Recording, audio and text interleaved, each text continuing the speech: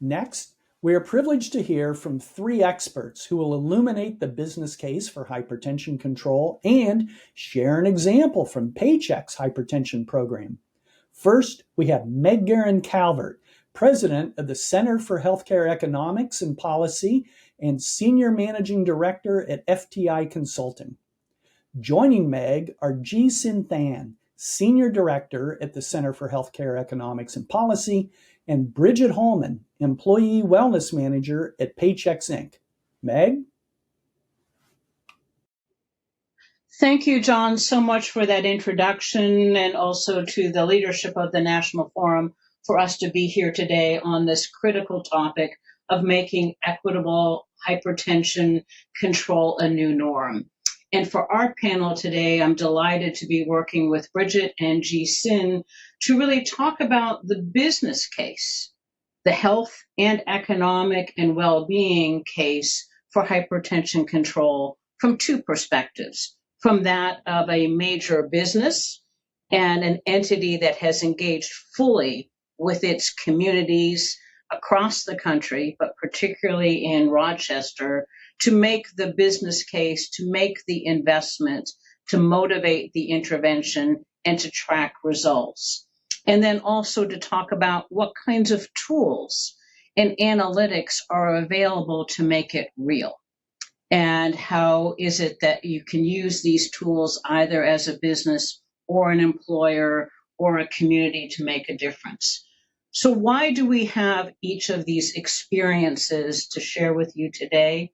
Is really that there is the top issue that over the pandemic and across cities in the country, there is increasing disparity, but also significant increase in the impact of poor health, particularly hypertension. The numbers are off the charts. And there's an awareness that activities at the local level and the trusted partnerships that developed in the pandemic to try to make a difference, to engage and put people first have really mattered. But then you also do need the data and the information in order to be able to look at what are the strategies, how do you motivate it, what are the avoided costs, but most importantly, what is the gain for people, what's the reduced business risks and community risk. So there we have seen partnerships between public and private entities form that have been successful. But let me turn it over first to you, Bridget. I think in particular where Paychex has been engaged in both of those activities, and it would be critical for all of us to learn from your experience. Bridget, over to you. Thank you, Meg. So Paychex is a leading provider of human capital management solutions for payroll benefits, human resources, and insurance services. So starting many years ago, we started as a payroll company, and we actually pay 1 in 12 of the U.S. private sector employees. We're a top source HR outsourcer, serving over 2.2 million employees. We have 16,000 US-based employees and a couple thousand internationally. We're a fairly young population with our average age of 40. We have 5,000 employees in Rochester, New York, where we're headquartered, where I'm sitting today. And then we have bigger hubs in Phoenix, Arizona, St. Pete, Greensboro, North Carolina, Allentown, Pennsylvania, some in Albuquerque, some in Denver, and then 40 locations kind of across the US. So we have employees in most every state. So our population is very diverse and spread out.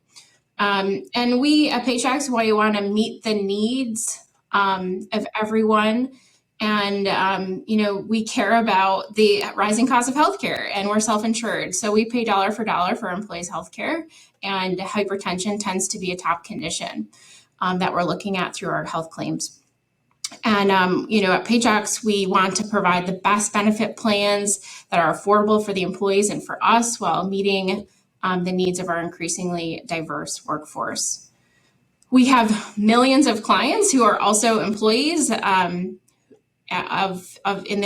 make up the American worker. So oftentimes we're an extension of HR for them. So we're a big stakeholder in the health and well-being of the worker. So Paychex historically hasn't had an objective internally in the corporate benefits space where I work to that we're committed to enhancing the employees' well-being so they can be their best in every area of their life, both at work and outside of work. And we define well-being in we've adopted it from the Gallup scientists that we have 5 universal elements, those being physical, emotional, financial, community, and career. And we offer point solutions or programs for employees to better their well-being in each one of those pillars. Of course, hypertension being under the physical pillar.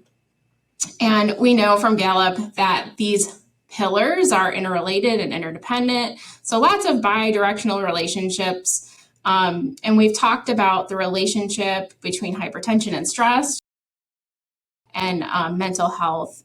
So Paychex started with hypertension long decades ago, and it was really a broader community-wide initiative. So what we called the High Blood Pressure Collaborative, where large employers in Rochester, us being one, Paychex, and we also have Wegmans and large healthcare systems. So we partnered with nonprofit Common Ground Health and the Rochester Business Council to really tackle hypertension. And at that time, it was really about screening and education and bringing awareness. Today, we've kind of scaled back on our biometric screenings, and we're leveraging data and technology to offer those who are fighting with hypertension a really point solution that helps empower them and understand through using smartphone technology. So this is through tracking, education, and control. And the program also addresses comorbidities such as diabetes, high cholesterol, depression, and others. We know, hypertension becomes more prevalent with age, and we really wanted to get ahead of it and really have a point solution in our pocket that addresses that. Bridget, if you could, both with this point solution and the overall initiative, could you talk a little bit more about how it is that the motivation to make these investments, what kinds of metrics or impact or data or information are you and the leadership at Paychex looking at to motivate the kind of investment engagement on behalf of the employees? Yeah, so that's a great question. And oftentimes we're skeptical when a vendor comes to us and says, hey, I can give you a $2 million return on investment. And oftentimes those numbers might be a little soft. And we really have focused on our value of investment. So when we look at metrics, they come through health claims and pharmacy claims and through engagement, through our programs. And we feed them all into a data warehouse. And we're able to make some positive correlations when it comes to value on investment.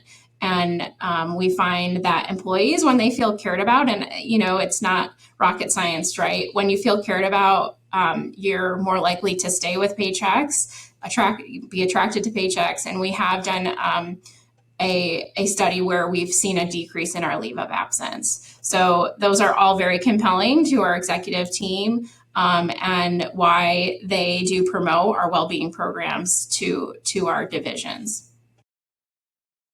That really does provide a compelling story, Bridget, about people first, employees first, but also engagement in the broader community, and certainly sounds very sustained, but also key to understand which metrics you were looking at ahead of time, which ones you're tracking now. Kyi-Sin, over to you. One of the challenges that we understood as we talked with many employers and also with collaboratives is that oftentimes there isn't data available that really is focused at the city, the community, or the business and employer level that is specific enough to really make the business case as to the impact and also the gains from significant interventions. Could you walk us through the tools that have been created that really try to provide some of those solutions. Yes, that's right, Meg. Let me start by, emphasizing again that hypertension is a significant issue to communities and their employers, as Meg and Bridget have both referred to. It is the most common health condition among U.S. adults, including the younger population of employees. 3 in 10 employees have hypertension. That is more than either diabetes or depression. And from our FTI Consulting's survey of CEOs, employee health and well-being is considered should be the number one priorities for CEO based on a survey of employees and their investors. So really, this is a significant issue that should be on top of the minds of all employers and leaders of, large communities. And hypertension is highly prevalent, and because of that, employers face significant healthcare costs for those employees with hypertension. So employees with hypertension have higher healthcare costs compared to those that don't have hypertension. And that's because half of the adults with hypertension actually are diagnosed with at least one other health conditions or comorbidities. That can be high cholesterol, diabetes, coronary heart disease. So when you think about hypertension, you're not thinking about hypertension in isolation, but there are all these other diseases that are associated with hypertension. And that leads to 44% higher healthcare costs for those with hypertension in the employee population. And not just healthcare costs are impacted, employee productivity is also impacted from uncontrolled hypertension. So previous research has found that employees with uncontrolled hypertension spends 2.3 times more hours away from work compared to those with controlled hypertension. So as you see here, the health impact of hypertension are huge, and they go beyond just hypertension. And even looking, further into specific populations, we see that prevalence of chronic conditions, including hypertension, are more prevalent in certain populations and communities. So there are significant differences. So as you see here, we have plotted, a number of metropolitan statistical areas, or MSAs, and there is a huge variation in terms of hypertension prevalence, and that presents challenges and opportunities for each community. So, and we see that the specific populations may be more impacted by hypertension. So we've just looked at the African American population, the prevalence in that for each MSA, and that is substantially higher than the MSA average, as you see with all the green dots that are above the blue line. And the issue is that a lot of individuals do not know that they have hypertension, or they don't have that under control. So because hypertension is treatable and there are treatments available that are not costly, this is a target in which there would be immediate health and productivity returns for a population if hypertension control is achieved. And to tackle this, there are various data points that can be used to assess and address the health and economic impact of hypertension in a specific population. And this includes data on prevalence, health impact, costs, and evaluating the initiatives and their impact, as Bridget had referenced. And there are a couple of tools that are available to assess a specific community or an employer's impact. And we acknowledge that not all employers have access to data warehouses and claims data as employers like Paychex might have. But these tools are really made to make all employers accessible to know their own data and understand their situation. So the first is the budget impact model. It really takes into account the various populations that employers may be dealing with. So for, Bridget, you said you have different hubs of employees, and those can be really taken into account by using a simple tool like this, including entering specific characteristics based on your specific population, and including age and sex, race, makeup, as well as the number of individuals covered under a health plan. So that's the key is, you can use this without access to much data and really be able to estimate your own prevalence and cost and health impacts within your own population. Tool also provides a dashboard with aggregated results that you can look at in terms of the incremental cost of hypertension. So it would, it's not just everybody has healthcare costs that they incur, but what is the incremental cost of hypertension? And this tool can estimate that for a specific population and various subpopulations as well. You can look at health impact, number of comorbidities. So for this example, nearly 40% of this employee population has 3 comorbidities. So that's, very impactful health related data that you can estimate from using the model.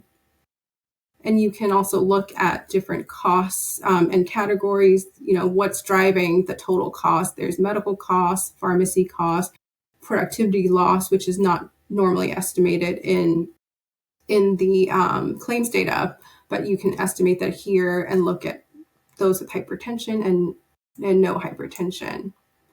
And really, another key point here is that the tool can also show you trends in terms of, what are the projected costs and by types, if there are no interventions for hypertension, and what is the cost of standing still on this issue. And we know that, companies like Paychex are investing in addressing hypertension among their employees, and these investments are showing measurable results. And so we also see here that if we don't invest in hypertension, there will be opportunity costs. So hypertension is a treatable condition, and controlled hypertension will be associated with better health outcomes and lower costs, so that the investments will result in costs that are avoided in the future as you continue to build a business. Thank you, Kyi-Sin. And looking at this particular slide, Bridget, it reminds me what you had talked about earlier, which is that some of the focus of Paychex has been looking at those avoided costs. And this, as Kyi-Sin mentioned, is really the opportunity cost of standing still, and also the motivation for investments, which could show benefits perhaps even in the first year, given how treatable hypertension is.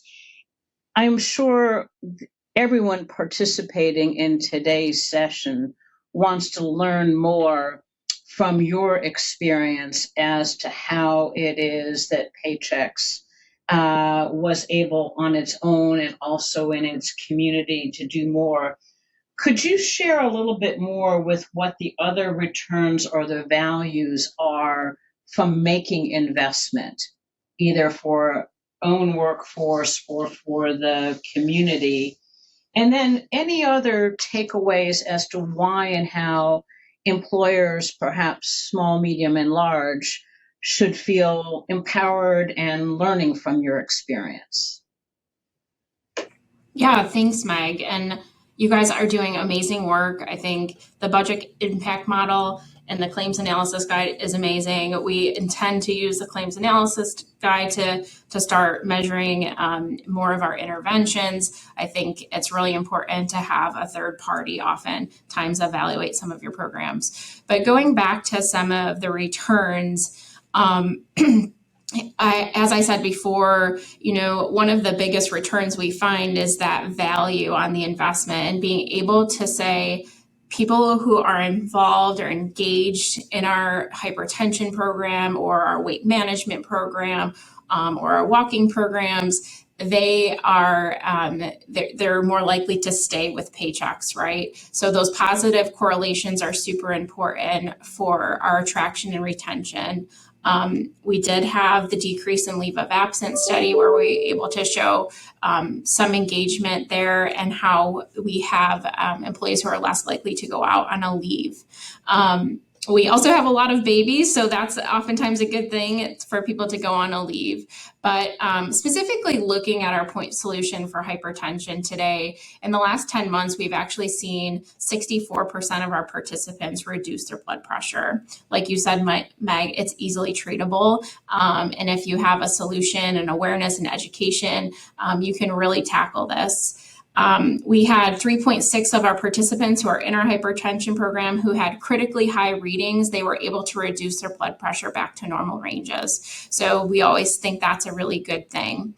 For our executives, we do have executive dashboards where they have a number of different metrics on them that around our health and well-being programs.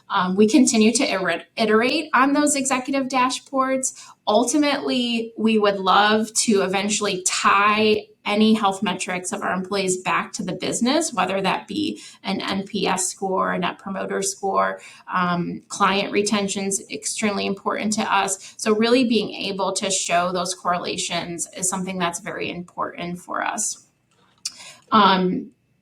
So to talk a little bit about what employers and communities and the workforce, what they can do. I think, we've mentioned that it's super important. Health and well-being is super important to any CEO, right? And our CEO, John Gibson, actually just said that he believes having happier and healthier employees creates productive teams that serve, our customers and our communities. So I think I encourage communities to think about ways to make that happen. Whether it's working with a national forum, an FTI, or your local nonprofit organizations, they can definitely help you along the way. Well-being is very dependent on a larger culture. So like taking a look at your culture also has a big impact.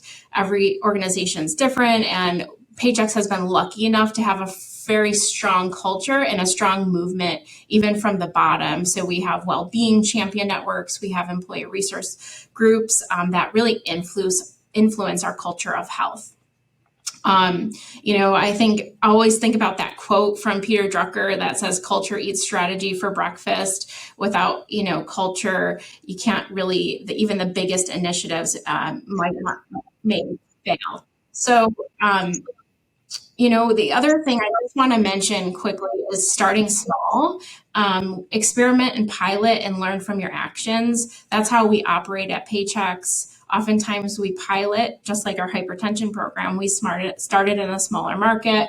And to Kyi-Sin's point, take those tools and evaluate a smaller market and see what your prevalence is or what your risk might be and try something. And then reiterate and try again. And if it's successful, expand the program or intervention. And that's really how we've gotten to where we are today. Thank you, Bridget and Kyi-Sin, and thank you again to the National Forum. And please do, in the Q&A session coming up, ask us more to provide details about what you've heard. Well, thanks all three of you for a very insightful discussion. Clearly, initiatives like these are essential steps toward making equitable hypertension control a new norm in our communities. Employers like Paychex demonstrate that the transformative potential of business-driven interventions in promoting health equity and improving hypertension outcomes the value cannot be overstated.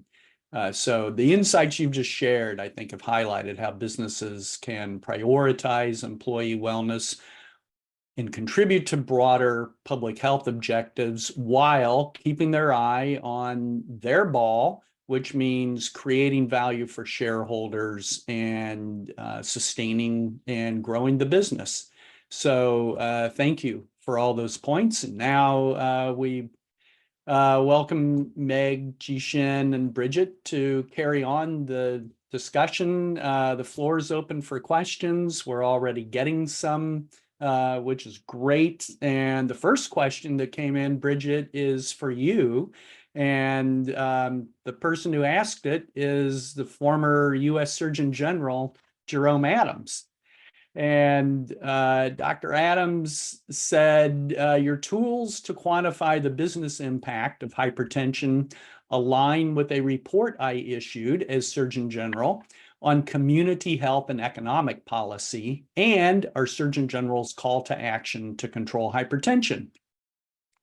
I'm interested in how Paychex's employee hypertension control program fits into the broader business-led initiative to reduce hypertension across the community. And certainly Paychex has been an important part of the Rochester initiative. Can you talk a little bit about that, Bridget, and about how Paychex collaborates with other employers and institutions? Yeah, absolutely. So I would say the biggest piece is our foundation. So our foundation is also strategically aligned with the 5 pillars or elements of well-being. And with that comes the communities in which our employees live and work and all of the community members. So we have strategic giving in those specific regions around physical well-being. So we we're a huge United Way supporter, but also within this strategic initiative around the foundation, we also really focus on our community well-being and giving back to our communities. And that can be, in monetary value, but also time and employees' involvement. So, for example, the American Heart Association, right, a huge organization that oftentimes our employees would be involved with and doing 5Ks, et cetera. So I think that is part of the involvement. I'd love to get more involved in how we can align and make sure that our executive and leadership teams really understand what we're trying to do as the U.S. and the communities within the U.S. Thanks, Bridget. Meg, you and I've had numerous conversations offline about the Rochester initiative and how successful it's been. Do you have anything you'd want to add to Bridget's answer? Yes, I think it's the Rochester initiative or the Rochester example, including what Bridget spoke to, is so timely right now, particularly because as small, medium, and large businesses, as well as community leaders, are now, in a way, due to the pandemic, sitting at the table together, having formed trusted partnerships who really care about their community, their workforce, their people. So they're looking for ways to really work. And what I draw as I've looked back at the Rochester initiative and we've put the common ground in, is the idea that it's a great opportunity to leverage new kinds of private and public partnerships and those trusted partnerships in small scale ways, but also with a portfolio of options. What I take away from the Rochester initiative was creating a registry. So it took that awareness that Kyi-Sin talked about. Who has hypertension? Who has uncontrolled hypertension? So that you start with some core data points in a community, which is something that really can focus attention. The other thing that happened in Rochester is a relatively straightforward target, a goal to improve control and management. So something that everyone could align around. So that I think is another idea. And then there was implementation that was really community-wide and where no one necessarily needed to take credit. So that it had lots of different initiatives, lots of ways of going, but always putting people first. And then I think what was done in Rochester, which many communities can also do, is look at some success metrics and think about sustainability. How do you look at what your goals are? Is it to improve hypertension control? Is it to reduce the rate of hypertension or prevalence? Is it to work on specific communities? So I think those are all things, and we're seeing it across the country. in different ways. One last thing I would say is a lot of energy has focused around economic resilience and food security. And that, again, is a vehicle that can align nonprofits and business and entities together. So I'm very optimistic that the Rochester example, which is in the chat, really can inform a number of communities. It's very replicable. Great. Thank you very much. Thanks, Kyi-Sin, for popping that into the chat. Kyi-Sin, the next question is for you. You discussed the significant economic impact of hypertension on employers. Boy, the numbers just jump off the screen, I think. They're so big. And those figures were mainly related to healthcare costs and productivity losses, as you said. Are the tools like the budget impact model that you showed useful for nonprofit and governmental or public sector employers as well as for-profit businesses? Yes, John. Great question. Thank you. So the budget impact model can be used by all types of employers. So it's primarily designed for large self-funded employers who directly pay for their employees' healthcare costs, but smaller employers, such as small nonprofits, can also use the model to get an insight into what the trends in hypertension-related costs are for their employee population. They might not be directly paying for these costs, but that's going to impact them on the premiums that they contribute on behalf of their employees. So that will give you, the budget impact model will give you an insight into the trends that, by standing still, there is going to be an increase in healthcare costs that will also impact, all businesses. The smaller businesses can certainly use the budget impact model to directly estimate productivity loss in their population due to hypertension. So that's directly estimated by the model, regardless of whether you're directly paying for their healthcare costs or not. But it's designed for all different types of employers. You can adjust the model by the industry or job functions of your employee population. So it's highly customizable and can be used by all businesses. Thank you. Thank you, Kyi-Sin. Gosh, we have several more questions and very limited time. So if we can try for really quick answers here, see if we can cover a couple of questions in the next 60 seconds. Edgar Lopez asked, is there a cost to participate in the Paychex programs? There's no cost to the employee or dependents of the Paychex employee, but yes, there's a cost to the employer. To the employer, but not the employee. Correct. Okay. All right. Thank you. And you measure as you said, the value on or return that you get on that cost. Is that right? Yes, and we're only 11 months into this new point solution that we have that I mentioned earlier. That's app-based or mobile-based with a cuff, and so we're still evaluating that. But we have seen some significant reduction in blood pressure. Okay, great. Thanks, Bridget. And Hattie Reese Hanley from California asks, do you have data and mapping on community poverty related to excess death and disability driven by preventable heart attacks and strokes? To answer the data does exist, but it is not directly incorporated into our model. But this is a great suggestion and next step that we can take with looking at comorbidities, because we know employees with hypertension have at least one comorbidity, if not, 2 or 3 comorbidities. So these are certainly things that we hope to look into in the future. Thanks, Kyi-Sin.